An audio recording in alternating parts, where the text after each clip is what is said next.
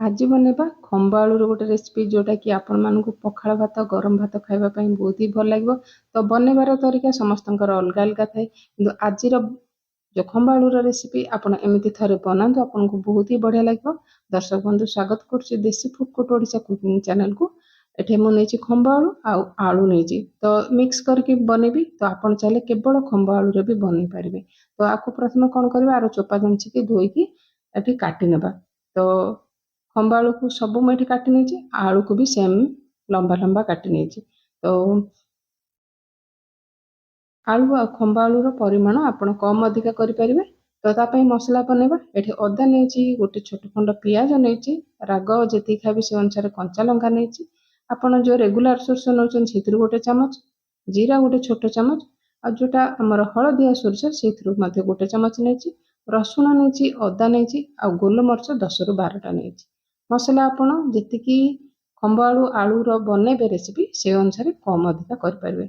एठी पानी देकी आमे मसला को चिकन करी ग्राइंड करके नहीं आसबा, जो कि रेसिपीटा बहुत ही बढ़िया लगे। आपण बनैला आड़े जदि मसलाटा टिके खदड़ा खदड़ा लगे रेसिपी पूरा भल लगे। तो मसला को चिकन करी ग्राइंड कर आनिबा, जो कि आम रेसिपीटा बहुत ही भल बन।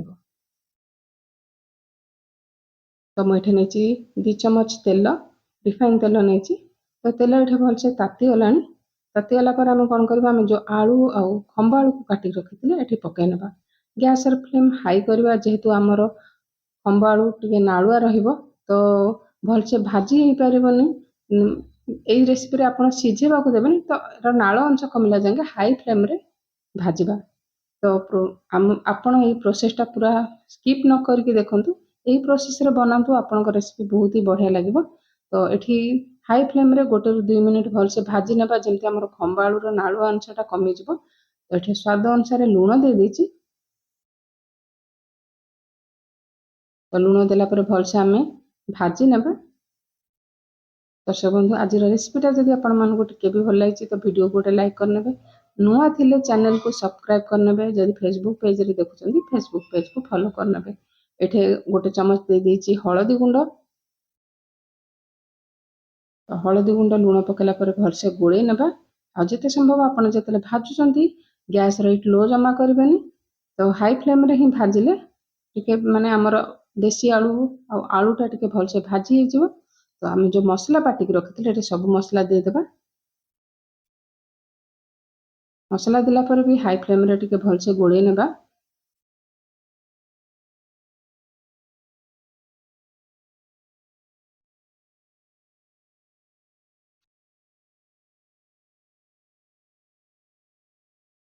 एठी कवर करनेबा, मीडियम हिट लो हिट रे करबेनी, भलसे सीझी जिवो। तो मु मझिरे खोलिके टिके टिके घांटी नैतिली, जेमती देसी आलू आ आलू देहरे मसलाटा भलसे लागि जिवो।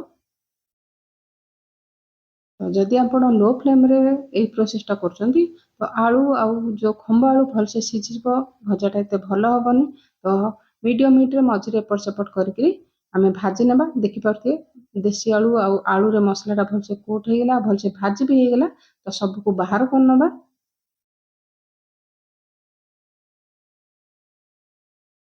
तो सेम करे रे मैं आ गोटे बड़ चमच दे दीची सोरिष तेल। आज रेसिपी आपण मानकु केमति लागला निश्चिंत कमेंट करी कहबे। तो तेल तातीला पर अल्प हेंगु दे देछि।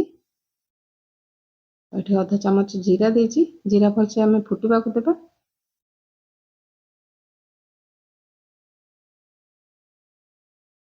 तो एमिति बनाते निश्चिंत आपण टिके अलगा प्रकार टेस्ट पाई परिबे। तो एठी गोटे मीडियम साइज रो पियाज को एमति लंबा लंबा काटि नेछि। तो पियाज रो कलर चेंज होला जांगे भाजी नेबा। तो पियाज भाजी साला पर एठी गोटे टमाटो को भी लंबा लंबा काटि पकेछि। टमाटोटा टिके नरम होला जांगे भाजी नेबा।